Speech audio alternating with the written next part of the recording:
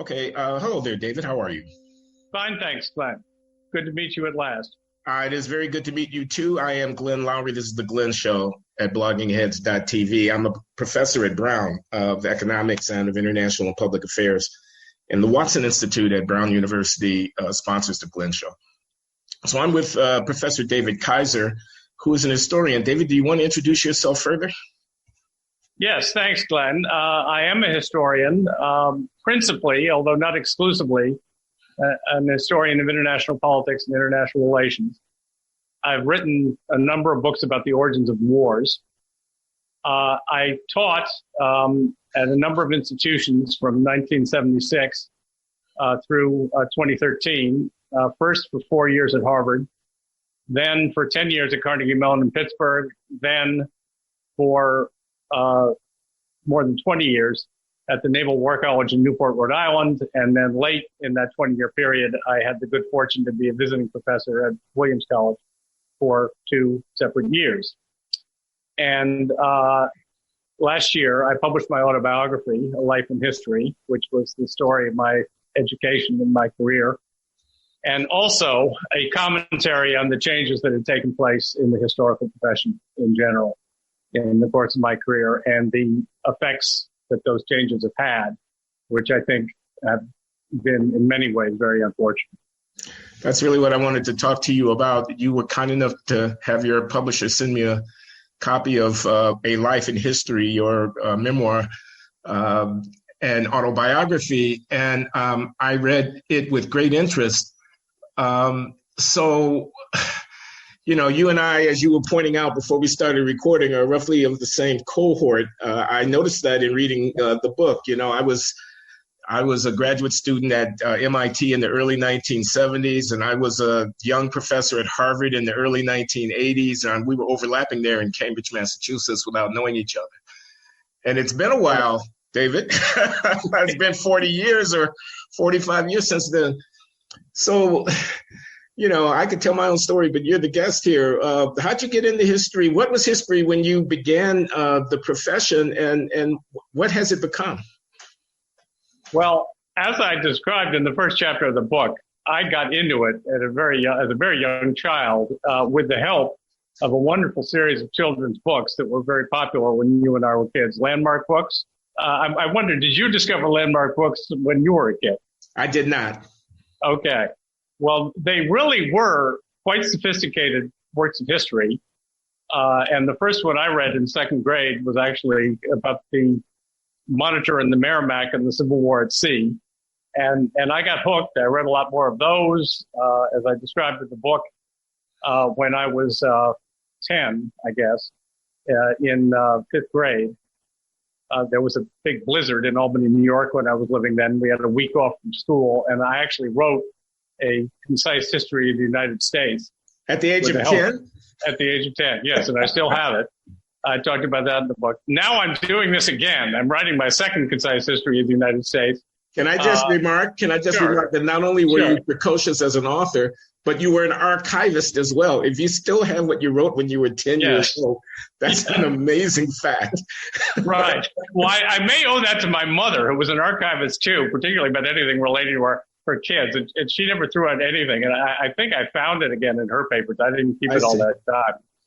So I owe her thanks for that. But anyway,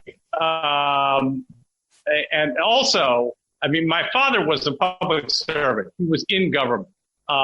His career depended from quite an early stage on the whims of the American electorate. So what was going on in the big world, elections, the future of the Democratic Party, all that was very much in the air in my household. And that gave me a head start too. And then when I was 14, he became an ambassador in West Africa, and we went there for a couple of years. And that gave my intellectual development a new direction. But anyway, when I got to college in 1965, you were at Harvard, weren't you? It was at Harvard. It was at Harvard, yes. History was thriving. This is one of the things I looked up for the book. Yeah. In the previous spring, in 1965, Harvard and Radcliffe together, which were the same institution academically already, had graduated 270 history majors. Now they're graduating about 45 history majors a year. And maybe we'll get to that. And history was about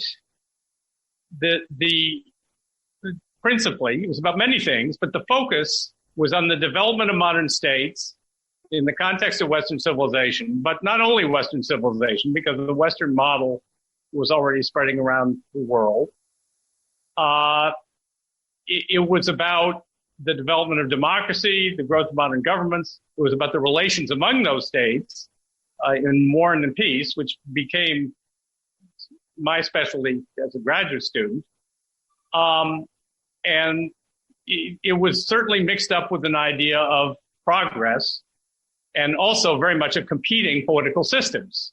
Since the era of fascism was just over, this was the era of the Cold War, we were competing against the communists, etc.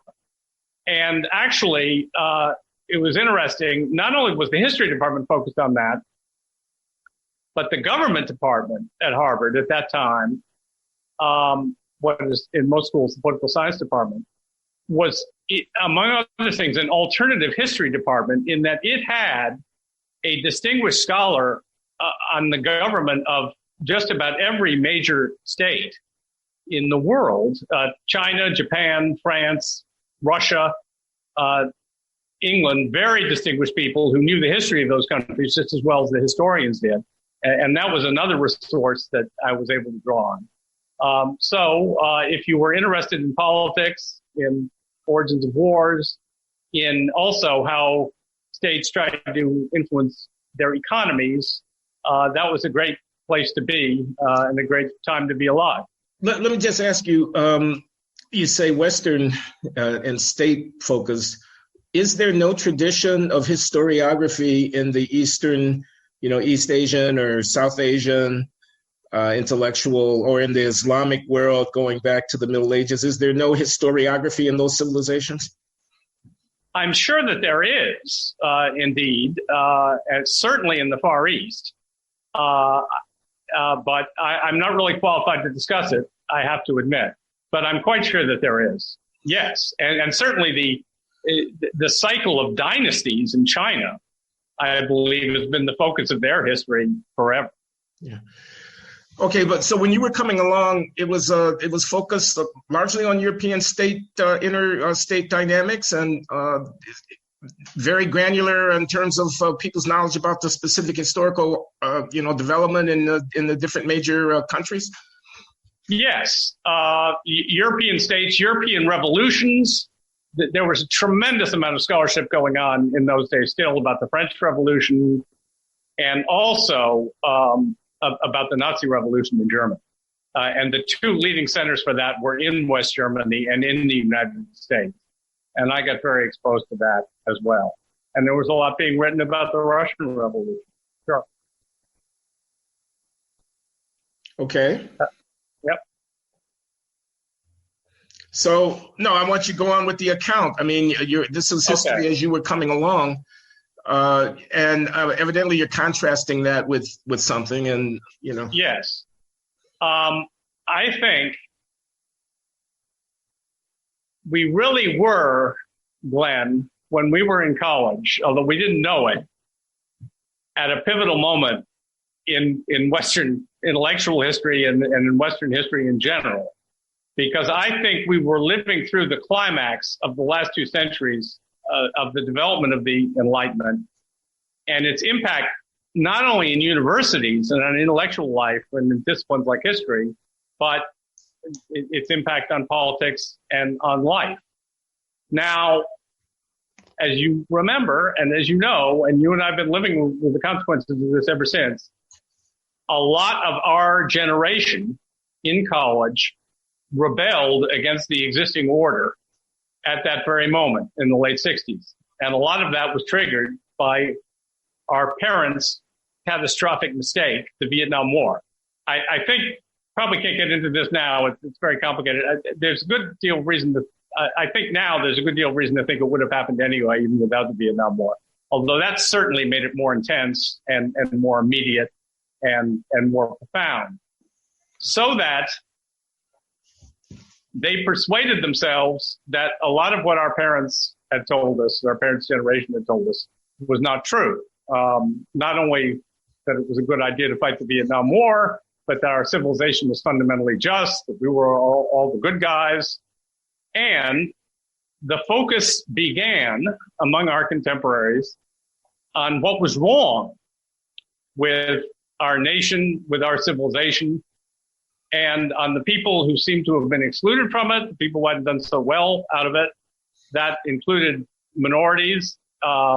It also led to more emphasis on the third world and what was happening there. And perhaps the biggest change came from feminism and the idea that became more and more popular among feminists, really, that the Enlightenment and Western civilization were largely a conspiracy against women. And that the whole view of history that came out of those things was a way to shore up patriarchy. And from that came the view, which was very new, that your perceptions as a historian, or as almost anything else for that matter, were largely shaped by your demographic. And that therefore we needed to emphasize work by new demographics because they would have insights by their very nature that white males had ignored or tried to suppress or whatever. And that idea, I think, had become mainstream by the 1990s or so and continues to be mainstream in history departments around the country even today. And the result is, well, let me put it this way. All this was justified at the beginning as filling in the gaps. In other words, we've been too focused on government. We've been too focused on the white males who ran it. We haven't looked at the marginalized groups, the outside groups, and at what all these developments meant for them. And there was some truth in that. And certainly there was a lot of important work to be done there. But now, and in the last 20 or 30 years, it has gone to the point where what governments do is almost ignored by the historical profession. You see that every year in the program of the HA, in the panels they do, where there are only a handful of panels that claim to be devoted to political history. And then if you look at the actual content of the panels, the definition of political history is very broad. And you will really struggle to find any panels that deal with what governments did or electoral politics or anything like that. And thus, we have generations that are really quite ignorant about those topics. Okay, let me interrupt for a moment Sure. and see if I can't formulate a coherent question or two. I'm not a historian. I think that needs to be stipulated. I can hear the objections even as we speak. You, David Kaiser, are an old white man. With respect, okay, with respect. You're right, I know. I say that with trepidation since you and I are roughly the same age, so that makes me an old black man. But colonialism, the European appropriation of the world over a series of centuries, and then the justification of it, the rationalization of the dominance, the expropriation of the labor and the raw materials and the product, the power dynamic that was entailed in that is deserving of critique. And the old guard establishment historical profession didn't see these events in nearly with the same eye as would those who would be telling the story from below. History in the service of state power, not history in the service of emancipation and so on. And the women would be saying this from a feminist point of view. People of color, quote unquote, and post-colonial populations would be saying it from their point of view. And what happened when people who look like me, this is how this argument is going to go, started writing history. They had different interests and they were asking different questions that were every bit as vital, but were overlooked. And this is just a lament, what I'm hearing from you right now. This is just a kind of, you lost the culture war, and now, this is sour grapes.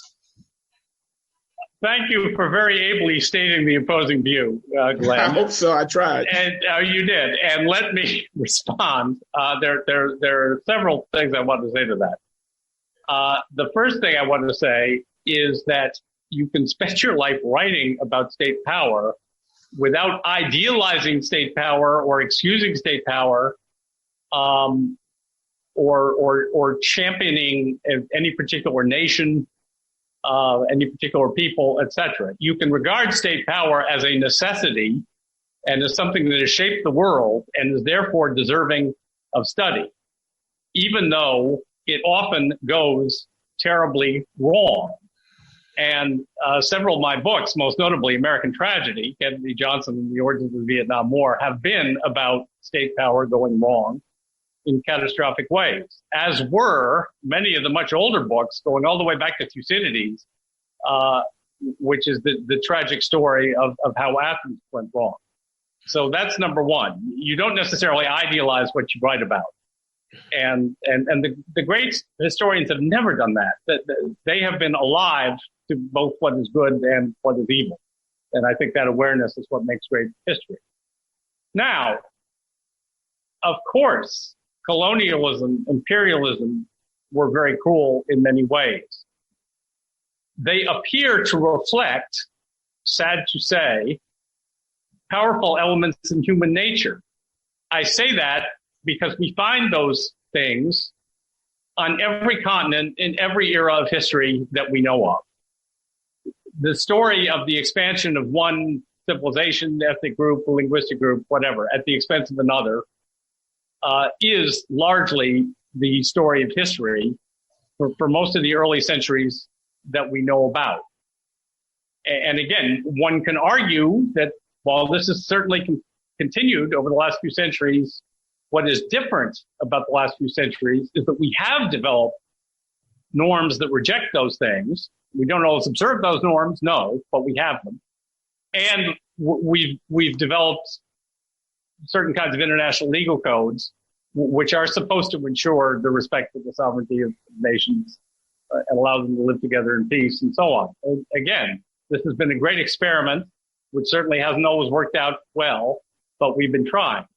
And the other point I always like to make to people who state the kind of view that you did is that whatever you think about the Western model, it did spread virtually over the entire world, and not merely through oppression. Japan, for instance, in the 1860s, after the first contact with the West and the superior military or naval power of the West at that point, the Japanese leadership very consciously decided, if we're going to compete in this world, we're going to have to pick up some things from the West. And again, I learned this in the government course at Harvard, taught by Edmund Reischauer, then the ambassador to Japan, and had a Japanese wife, really knew the culture. They sent Japanese scholars all over the world to pick up things about the Western constitutions, Western armies, Western navies to use them for themselves. And a lot of the institutions of the West were spread by colonialism, but by some of them by imitation. Actually, I would say that one of the other great dramas in history that we have lived through is that the hegemony of the West and Western ideas, I think, really peaked around the middle of the last century. And the Islamic Revolution in Iran, for instance, in 1979, which was such an astonishing event for the West, was the beginning of something big, and a resurgence of other kinds of values based largely on religion. But of course, as you and I know, the West, this is what we're talking about. The Western tradition has been very much under attack in Western universities as well.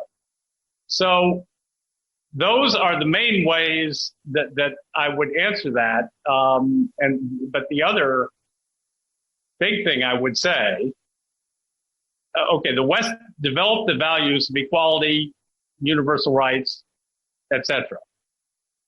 The new historians have pointed out correctly that the application of those values was pretty uneven. as regards non-whites, as regards women, etc., and even as regards gays. That's true. And it's been an important theme in the United States history that we have tried gradually, and not always fully successfully, to make them more generally applicable. But the other bottom line for me about all that is that without those universal values as a guideline, we are lost. And it is very dangerous for all of us to undermine them by arguing that they have always been hypocritical, that they have always been the cover for the oppression of one group. Whatever truth there is in that, and there is a little, in application, not in theory, but in application, then we throw them out at our great peril, I think. And I am very concerned about that. This puts me in mind of the New York Times 1619 project, of the recent Pulitzer Prize for Nicole Hannah-Jones and so on. And I want us to talk about that, but I want to ask you a different question first. I mean, in your account, you talk about the critical period being the Vietnam period, when our generation, your and my generation, now nearing our dotage, but at the time, rabble-rousers and rebels against an unjust system turned away from the Enlightenment. That's what I thought I heard you say. Began to think less of the Enlightenment. I mean, that's a very large statement. So I wanted you to unpack that a little bit, because I think it'll be a useful transition into talking about the argument over the narrative of the American founding. Yes, I think our generation turned against the fairly rigid set of assumptions, beliefs, and practices that had developed over the last century or so, or maybe half century, I don't know, and that had laid down this very strict path for educated young people, to get through high school, get through college, go in career, get married, have kids. It was all laid out for us. Now, you also know that one of the things I'm very interested in is generational dynamics. Yes. Thanks to William Strauss and Neil Howe. And when you look at history from that point of view, what you find is that certain new generations always rebel against what their parents are saying, even if what their parents are saying happens to be true. Now, one of the most incredible moments in all that period happened right at the beginning in Berkeley, in the fall of 1964, where the Berkeley revolt started over the issue of campus political activism. And this young man from New York, I believe, Mario Savio, who briefly became the leader of it, got up and made a big speech. And he mentioned correctly that he had been in the Mississippi summer, the summer before, helping to try to register black voters. And that was the project, of course, that led to the murder of the 3 civil rights workers. And he talked about the plight of the black people of Mississippi who were denied rights and economic opportunity. And then, and you can find the speech online, he specifically compared the oppression of those people to the oppression he saw of Berkeley undergraduates. Now, these were young men and women who'd grown up in an affluent society, who were getting one of the greatest educations in the world for nothing. No tuition, the UC system at that point, who had each other, who had beautiful California weather, who now were getting the birth control pill and all that meant. And he actually compared the rules and regulations of the university that they had to live with to the oppression faced by people in segregated Mississippi. And somehow, and if I could understand this, I'd feel that I was a very wise man, that actually resonated with his audience. And so that is one of the most striking examples of the kind of thing I'm talking about. But then the whole You Left, though, was based on, I guess, the premise that the injustices of American society at that moment in time were greater, well, we had to focus on them and not what was good about it. Now, there were injustices. There were huge injustices in America at that time. There was still segregation in the South. There was still segregation in the North. We had made a lot of progress. I'd say the 20 or 30 years before 1964 were the years of greatest progress on civil rights, but we still had a long way to go. Women were not totally by any means, but largely relegated to the home. Their opportunities in the workplace were not as great. Homosexuals were not accepted. Yes, that's all true. But let's look at the flip side of the coin. Economic inequality was nowhere near the problem in the mid-1960s than it is now. It was virtually at an all-time low. The wealthiest among us were still paying, it was down from 90%, it fell from 90% in 1964, but they were still paying 70% marginal tax rate. That's a good thing on your account. Oh, it certainly is. We desperately need it now. Now, you are an economist, but I had a great experience as a freshman in college in Economics 1, where the economics profession was focused almost obsessively on employment and keeping economic growth high. And all this was a quest which had been successful to avoid another depression. And it was focused on macroeconomics, interventionist role of the state. All that has changed now, too. So, again, this is what happens generationally. It is the tendency of generations to see what's wrong with their parents, what their parents did, and to ignore what was right because they take it for granted. And the liberals that you and I knew, and that I've spent my whole life with, largely took our parents' achievements for granted. I think I had been too deeply involved personally in the Democratic establishment. I mean, I had met a lot of leading political figures and through my father, and I identified with a lot of that. So for me, yeah, by 1968, after Tet, I had decided that the Vietnam War was a tremendous mistake, something that took me a while to come to.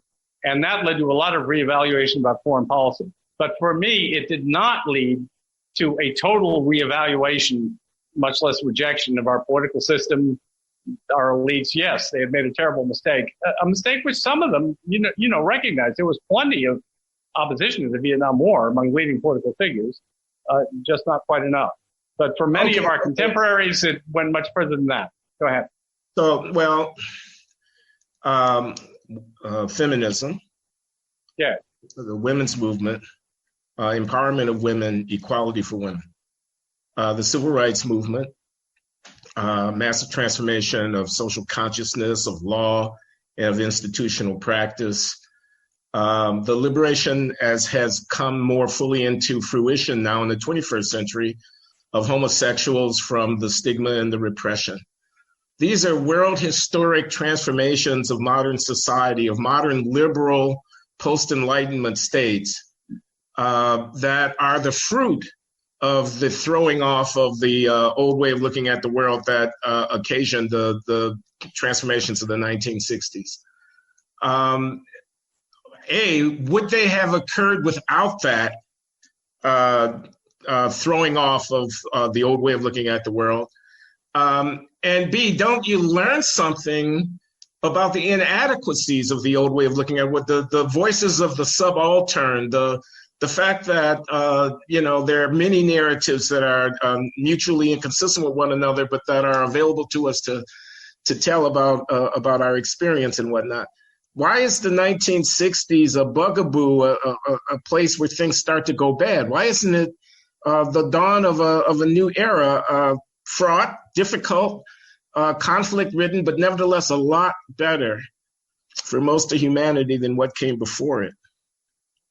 Okay, let me answer in a couple of parts.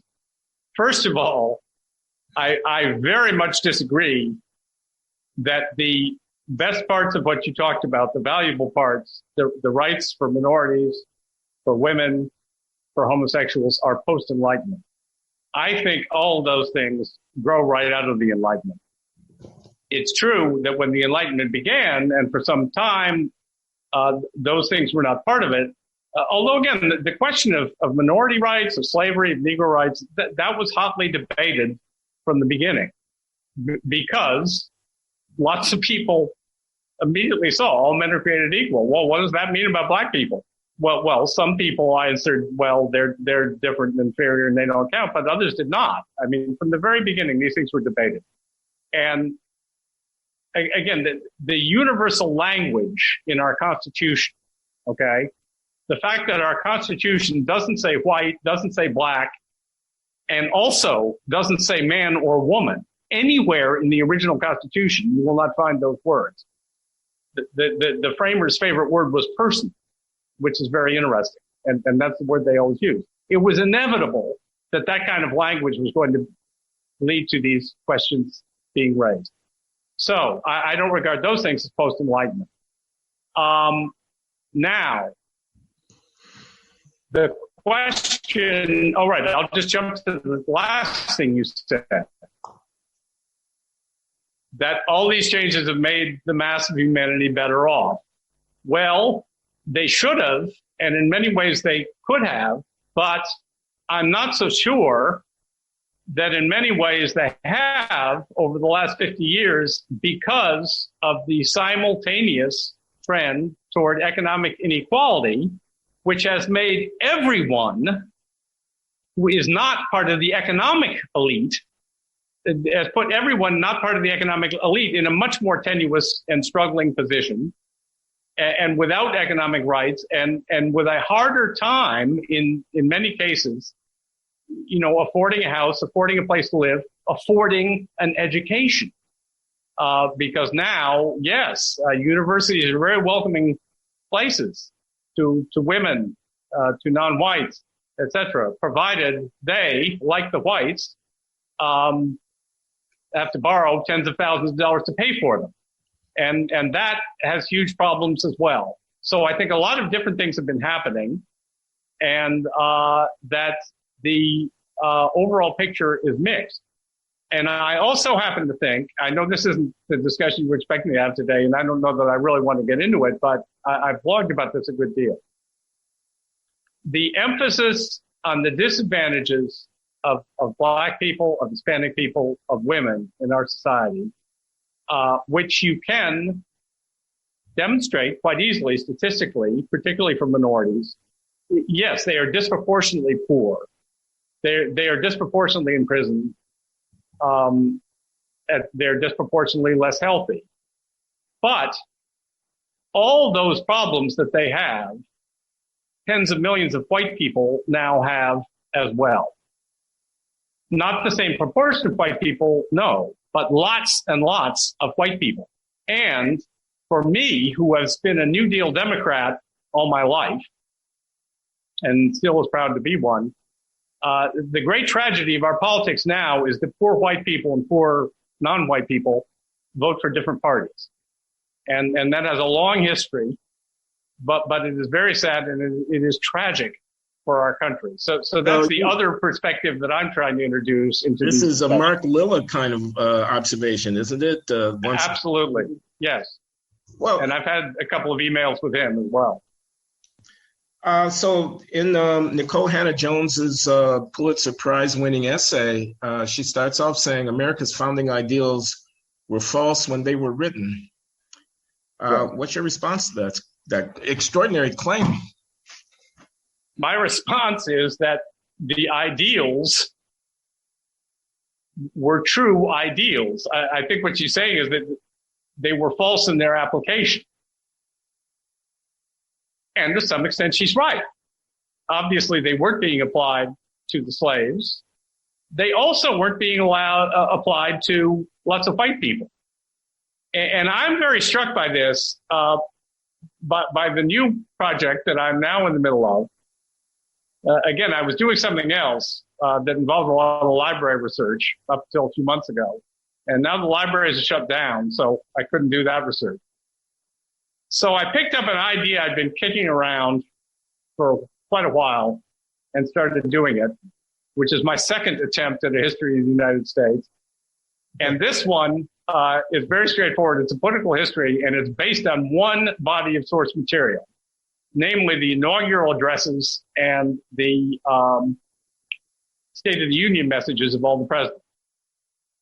And I have now gotten up to Andrew Jackson, and I'm really having a lot of fun with this. It's fascinating. Well, what really strikes me is that from the very beginning, they are all using universal democratic language and talking about the ultimate authority in our government is the people. They're all saying that. Well, not only could women not vote, not only did we have slaves, but at the beginning, lots of white men couldn't vote. There were property qualifications. But they don't talk about that, the presidents, at all. They are basing everything on this ideal of complete democracy. And this is the point that Nikole Hannah-Jones and people like that miss, I think. When you keep stating and restating and trumpeting those ideals, they are going to spread in their application. There's no way they will not, because the excluded people will hear it and they will pick up on it and they will say, quite rightly, what about me? And that began happening in the United States right from the beginning. And gradually it had an effect. Again, the other thing I would say to Nikole Hannah-Jones, and this is what is missing, and this is why I feel so fortunate that I did a sidetrack when I was in college and then in graduate school. I moved from American history to European history, and I stayed in European history for about 20 years, and now I've moved back. But it gives me more perspective. When you compare what was happening in the United States at that point in the late 18th century to what was happening elsewhere, the ideals are completely different. This ideal of freedom is not in the 1770s being applied anywhere else. And then starting in 1789 in France, they tried to apply it there with very mixed results. And it doesn't work out quite as they had hoped, although they do make sweeping changes. And then some of those ideas are around in England, but they're making very, very slow very, very slow progress. So the United States is ahead of the game, and everybody in the United States and elsewhere knows that the United States is holding out a different model for the world. Some people like it, some people don't. And as it turns out, that model does spread. So when you put this in the overall context of history, what emerges as different about the United States is not that they are not perfectly implementing those ideals of equality, which no, they certainly were not. It's that they're making any attempt at all. And it is the start of something very big, not only for all Americans, but for the whole world. I'm personally very sympathetic to the line that you're taking, but I want to try to put myself in the position of, a subaltern of somebody. Okay. Do you know the philosopher Charles Mills and the book, The Racial Contract? No reason why you should, but I wondered if you might. He's a Jamaican-born political theorist, and the book is a kind of repudiation of the contractarian theory of Kant and Rawls, and about social equity and liberalism, and about the foundations of consent of the governed and this kind of idea. And the argument that he develops is that, and it's very consonant with the rhetorical posture of Nikole Hannah-Jones, ideals false when they were written, was that there was a kind of built into the very foundation of liberalism, denial of the humanity of the African, and the theories elaborated for equality and rights of men were never really meant to apply to the African. The African was left out of that contractarian thing almost by the definition of who was a person, which negated the African. Now, I'm saying all that not to endorse the theory, although it has had a wide influence in certain circles, but to say, put yourself in the position of a descendant of the slaves. Okay? Here I am, 21st century American, an educated person, aware of what's going on in the world. Now, what am I to say about this magnificent flowering of Enlightenment ideals that becomes institutionalized in the late 18th century and the founding of the United States of America, and that even as it prosecutes this continued domination and expropriation, you say lays the seed, lays the foundation for eventual liberation.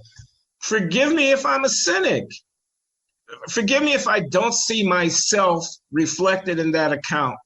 Forgive me if I'm holding my wallet, not wanting to get robbed and have my pocket picked yet again by this self-congratulatory account of Western political culture. Can you understand why a reflective African American or Latino or whatever might take such a posture? And what would you have to say to us? I can understand it, and I have to try to understand it because it has happened all around us. And the 1619 Project is a very visible symbol of it. Now, you and I both know that no one who's been hanging around academia for the last 30 years is really surprised by anything in the 1619 Project. We've been hearing it for some time. We were surprised to see it, given that prominence, and we can talk about that. Well, what I would say to that is that it is quite understandable in a way. I would also say, however, that the way white thinkers, white political leaders, and so on are being treated by that kind of scholarship, where you stand depends on where you sit, strikes me as quite similar to the way that minorities have been treated by, non-whites have been treated by white racists over the centuries, namely judging them by their worst representatives. Yes, you can find plenty of white thinkers in the 18th century, the 19th century, into the 20th century who denied the humanity of black people and non-whites. Yes, those people were out there. You can also find Christian white people, WASP white people, who denied the humanity of Jews from Eastern Europe, for instance. Well, they may not have denied their humanity, but they certainly didn't feel they could be full Americans. May I say, by the way, on a personal note, that I'm sure, there are two personal reasons why I'm so dedicated to the idea of equality as I understand it. I think the first one is being a middle child, which is another story we won't go into. But the second one is that I happen to be half Jewish and half WASP and a real child of the mid-20th century in that respect. So I always feel I don't have a tribe, and the idea of equality for all really appealed to me in those circumstances, and I can't let go of it. So there's one other thing I want to say about the views of the people you are channeling. And I want to be very careful as to how I put that. We have been opening up our society and all its reaches to everyone, in theory at least, and in law. And it isn't perfectly equal by any means. There is a lot of economic privilege in our society, yes. And in fact, that problem is getting worse. And again, one reason it's getting worse is that the cost of higher education has increased so much. But in any case, competing in our society, our free society, is a very difficult process. And any individual who goes out in the world trying to make their fortune has got to be prepared for a lot of ups and downs, and things aren't necessarily going to go the way they wanted. And they're going to run into a lot of unfairness, and a lot of unfairness that has nothing to do with demographic. I have to say, again, reaching across the racial and gender divide, that I do think a lot of non-white males, if you will, have lost sight of this. There is an idea abroad in the land that white males are a club who always look out for each other, who always help each other at the expense of everybody else. Well, I've been a white male for nearly 73 years now, and I can assure you, no, that is not true. And a lot of white males, the biggest problem they've ever had is with other white males. We're all in this competition. And you see, this is where these things come together. The competition has gotten harder. It's gotten more unfair in so many walks of life because money is so much more important now.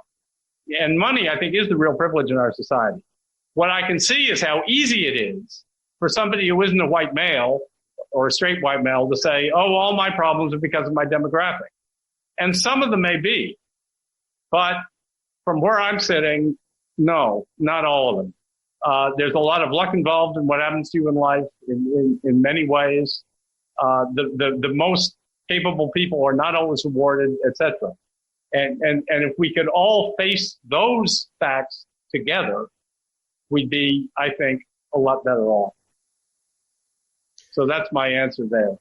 Do you think that being a white male, and as you are, yes, that there might be something in this generation of young white men that will have an echoing effect across the decades in American politics of a reaction against or resentment of the state of affairs that you just characterized? Which state of affairs is resources are limited and it's always tough trying to get to the top of whatever it is that you're doing. All the tougher when you're saddled with this presupposition, this assumption that you're somehow privileged. And when the deck is stacked against you left and right, your sensibilities are regarded as being unworthy of consideration. Your every move is subject to suspicion and ridicule. Your motives are questioned, your moral standing, and it's bigotry, I could hear the person saying. It's an imputation to me in virtue of my category of all this stuff that you're layering onto me. I'm sensitive. I'm caring. I'm compassionate. I'm decent. Why would you presume anything other than that? And oh, by the way, I'm also competent, often more competent than the person who I was passed over for in the name of some abstract, et cetera, et cetera. I'm not a white male, so I can't really give the speech, but I can see how the speech would go. Well, it's very interesting that you would ask me that question because as an Ivy League educated academic, the white people I know don't say things like that. In fact, most of the white people I know are much more politically correct than I am and closer to the mainstream liberal line than I am. However, I see a lot of evidence that yes, there are a lot of white people. I'm not sure about the generational aspect because young white people are way to the left of older white people at this point. That I've looked at generational voting data though, and that's an old story. It is absolutely true for all the recent generations that they have moved rightward as they got older. So that may happen again. But anyway, yeah, I think there's clearly a lot of feeling to that effect out there. And I was just looking at some racial voting statistics, which was very depressing. Going back all the way into the 80s, I guess I looked with exit polls. And the white vote for my Democratic Party has been frozen in the low 40s for a long time. And that's a very depressing fact for me, very depressing. But obviously, I think the kind of resentment that you're talking about must have something to do with it. But again, you see, let me give an example, which I think is revealing, even though it applies only to a small minority of people. I read a book not too long ago, and age is a terrible thing, so I can't remember the title. But the author is a woman who makes her living helping well-to-do people get their kids into college, not the way the gentleman who has been in the news and is on his way to prison did it, but simply by coaching them, helping with their essays and so on. Now, her clients are very privileged people. And yet, there is such a shortage, really, relative to the demand of what we regard as top quality education. I mean, the competition to go to Brown, to go to Harvard is so fierce that nobody feels safe. Okay, they've all got to spend all this money, put in all this time, all this anxiety to try to get their kid into the good school. Again, very different from when you and I were young, where there were lots of good opportunities available. So obviously, yes, if they feel that somebody else has been let in because of affirmative action and without going through all that, obviously they're going to resent it. Yeah, sure. Let me ask you about excuse me, Glenn, may I say one more thing? Of course. Again, we're going to have this problem as long as we have this winner-take-all economy. We're so focused on integrating the elite, okay? And yes, integrating the elite is very important, but it doesn't solve the problems of the lower half of the population, who are all being left further and further behind.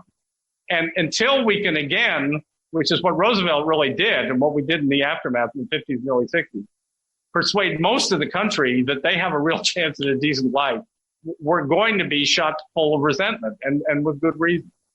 Okay, go ahead. Well, no, let me just follow up on that for a minute. So do you think there's no structural limitation on the ability to create elite opportunity for a broad spectrum of the population? By which I mean, so we have Brown, we have Harvard, and they're elite. Now, why are they elite? Well, the quality of the faculty, the high test scores of the other students, we integrate all these families who are very successful in American society, the institutional connections that they've developed and whatnot. They're elite. So, I'm an economist, so I'm thinking about scarcity, and I'm thinking about a narrowing pyramid. Everybody can't be at the top layer. Everybody can't be the best, computer scientist or the best cardiac surgeon or whatever. So, of course, there's going to be a scramble for tenure at Brown. And, of course, a lot of people are going to get turned down for tenure. More people are going to apply for a position in my department for a graduate program that I'm trying to run it or whatever, because I'm trying to be the best in the world. So I'm trying to grope my way toward the idea that not everybody can be above average. Not everybody can be in the top 10 percentile. I'm not sure what's being argued for here. Flattening? Is it that every institution of higher education should be quote unquote elite so that we don't have to choose, we don't have to ration? Should, college be free? Would that solve the problem? I really have my serious doubts about whether or not eliminating tuition would cause there to be an a process of equalizing of the whatever. I mean, so anyway, some people are writing good books in history and some people are writing rotten books in history. No, I mean, there are not so many good books. Doesn't somebody have to decide which are the good books and give that person tenure and et cetera? Do you see what I'm getting at? Yes. I mean, I was not talking about getting into Brown or to Harvard as a faculty member. I was talking about getting in as a student. Okay. Now I do think that, let's see, we do have to reduce the economic rewards of getting into the top 1% if we want to make progress as a society, because they've become self-perpetuating, and we have this elite, which is now, it's really, I think, an international aristocracy, which is becoming more powerful than any of our governments. And that's a really serious problem. And we have to, shall I say, reduce the penalties of not getting into the elite by providing a good life and a secure life to not only people who don't get into the Ivy League, but even people who don't go to college at all. Now, and we have to reduce the cost of higher education. Now, I'm beginning to think, although I haven't studied this systematically, and I don't think I'm going to, although I was tempted to undertake this, I don't think I will. One way that we could significantly reduce the cost of higher education is to reduce the number of administrators, and particularly top-level administrators, a lot. Let me give you one example. I've been an activist as you also may remember from my autobiography, about the finances of Harvard University. And I have a collection of their Form 990s. What is a Form 990? A Form 990 is the equivalent of a tax form for a nonprofit. And they have to list certain information. And among other things, they have to list in detail their highest paid employees. Okay? Now, I'm not going to mention names, which I don't even remember. Harvard has 10 vice presidents. Okay? Only one of them is even remotely involved in the educational process at Harvard. And their compensation average is about $400,000 a year. And based on just a little quick investigation I was doing elsewhere, that isn't that unusual, as you might think. Now, and this is clearly a gigantic change since you and I were in college, and it's a contributing factor to the cost. How much of a contribution, I don't know. That would take a lot of detailed analysis. But that is one way that the cost of higher education can be addressed. Now, again... what are they doing? I'm just curious. What are these 10 vice presidents doing? They're doing alumni relations. They're doing... one of them is the head endowment manager. I'd have to look at it again. I'll send you the document and you can look at yourself. Are they doing diversity, and some of inclusion, there is nobody who is there. There is nobody with diversity in the title, although somebody might be involved in that. But a lot of it has to do with relations with the larger world. That is clear. Yeah. And by the way, we also talk about the biggest schools turning into hedge funds. And there's an amazing story on the front page of today's New York Times, which I recommend to you, about hospitals and hospital chains and how the leading hospital chains have also become hedge funds and how they've got gigantic resources comparable to the leading universities. Actually. Let me just see if I get this. These are endowment funds that are being professionally invested by really savvy Wall Street types who, in effect, operate as hedge funds by allocating the endowment here or there in order to get the highest return. And they're doing that badly in terms of generating return, and they're getting compensated accordingly. They're not getting compensated according to the fact that they're doing it badly. I mean, my classmates and I have been campaigning about this now for about 15 years. And actually, when we started doing this, before the financial crisis, every time I started talking to anybody about in the financial community about it, they said, "You people are crazy. Those guys are brilliant and they deserve every cent they get." And it was true that at that point, they were earning very remarkable returns.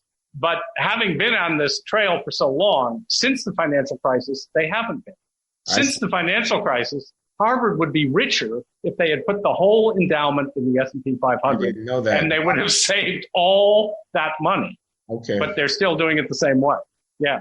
Mm-hmm. Okay. Finally, since we've been going on for a while, David. Sure. There was a letter to the New York Times complaining about some of the historical inaccuracies in the 1619 Project essays, signed by some distinguished historians like Sean Wilentz and Gordon Wood, and not signed by many other historians who might have signed it. What do you know about the dialogue that went on among historians about this work, and do we in the public, are we able to appreciate, is what we see what we get? Are we really getting an honest accounting of what it is that the history profession, broadly speaking, thinks about that work?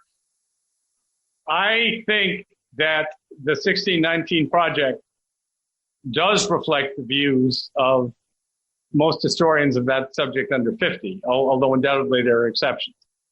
Though that group of historians, which include several people whom I know via email, I don't think I've met any of them face to face, but I've been in touch with them on various things, including this. They weren't all men. They were all old. And that's very revealing. Because there was a cohort of people roughly your and my age who kept the older form of history alive in major schools for a long time. And they tended to be the most popular teachers on the campus because of what they were teaching. And now they're retiring, and most of those people are retired. But it's not just them. I mean, since we're talking about this, I wanted to mention another article about the 1619 Project, which was written by a young historian named Leslie Harris, who was actually teaching at your alma mater at Northwestern. Northwestern University, yeah. I saw her, yeah. Okay. He revealed publicly that he was consulted by Nicole Hannah-Jones and her fact checker about the project. David, I think Leslie Harris is a woman. Oh, she. Okay. Yeah, I think so. But right. Go ahead. I'm guilty of sexism. Okay. She was consulted, and she focused on the claim, which has now been diluted, but it's still there, that the revolutionaries in the American Revolution were fighting to a significant extent to maintain slavery. And she says that she told Nicole Hannah-Jones and the fact checker, I'm sorry, that just isn't true.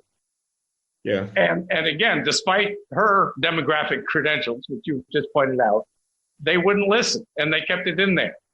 And even now, they did make a change, but they changed it to some of them were fighting for that reason to defend slavery.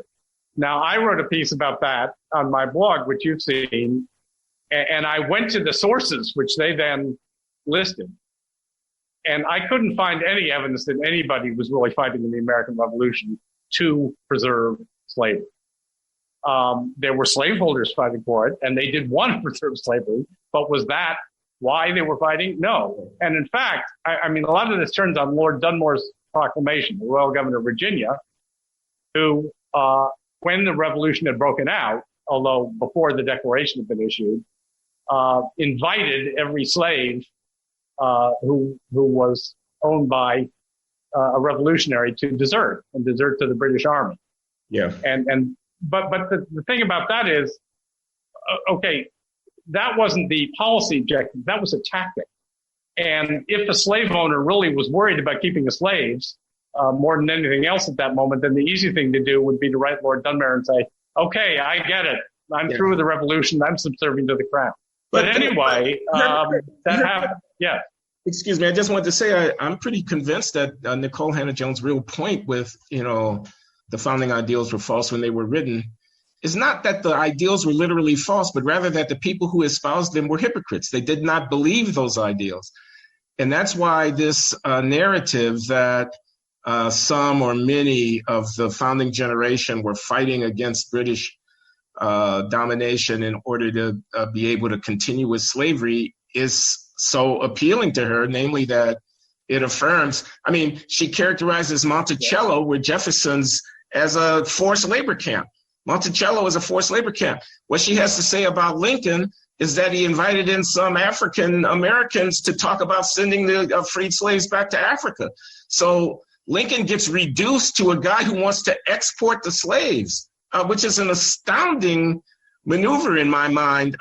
If I want to tell the account of Lincoln, this would be a footnote in the back of the book, not something that I'd make into a major point. So I think the point is to say they didn't believe it. It didn't apply to the Africans. They thought of the Africans as subhuman, and that's how I understand. Well, let me say, yes, I think that is what she's saying, but I think that's only partially accurate. And again, in what I'm about to say, I'm speaking as a historian, as a reporter, not to endorse any particular views anybody held at that time, okay? Yeah. Some of them, I think, did believe these ideals should apply to everybody. And I think you can demonstrate them. Some of them certainly did not. Some of them thought that in principle they applied, but sad to say, yes, and this goes to the Lincoln point, there was grave doubt among many white Americans that even if you abolish slavery, that the white and black populations could live together on a footing of equality. I'm sorry that's the case. I'm sorry that we have had so much trouble with that since we abolished slavery, but that was what they thought. Actually, one of the most amazing things that anybody who really wants to be educated on these subjects can read, even today, is the long chapter in Tocqueville, Democracy in America, called On the Three Races That Inhabit the United States. I know it. Because he looks at the status both of the Indians and of the slaves in a cold-blooded Enlightenment fashion. And he is extremely pessimistic about both situations. But what he says is what a great many people thought at that time about the issues surrounding both of those groups. Their beliefs were sincere, and in some ways they've been borne out, I'm sorry to say. And I don't. So they really were struggling with the problem, as Lincoln was, and trying to figure out what would work. But again, what I think is fascinating is, yes, Lincoln did have that meeting with Frederick Douglass and the others and said it would be best for us all if we went back to Africa. And they very understandably said, like hell. But he came around. He realized, too, that wasn't going to happen and that we were going to have to go in a different direction. And by the time he died, he was talking about having some freed slaves vote, particularly the ones who had fought for the Union Army.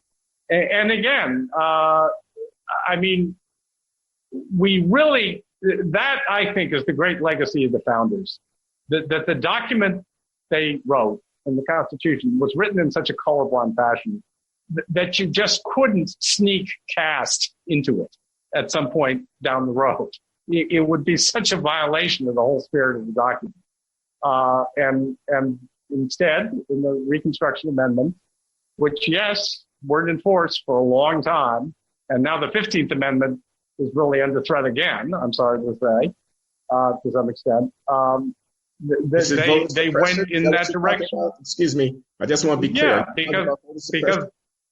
Yeah, because of voter suppression, because of ways that the vote attempts to manipulate the vote so that fewer minorities will vote and the vote will come out in a particular way. Yes, that is happening. I mean, that has happened a lot more than we realize in American history, and often in ways that have nothing to do with race. It's a great temptation in any partisan era, and we are yielding to it once again. Okay, well, I'm going to have to let that be the last word. This is David Kaiser I'm speaking with, who's a professor of history, most recently at Naval War College, or did you say he's as a visitor at Williams, and before that at Carnegie Mellon, author of a memoir, A Life in History. And I really appreciate you giving us some time, David. Thank you. Thank you, Glenn. I enjoyed this very much, and I appreciated it at least as much as you did. Thanks.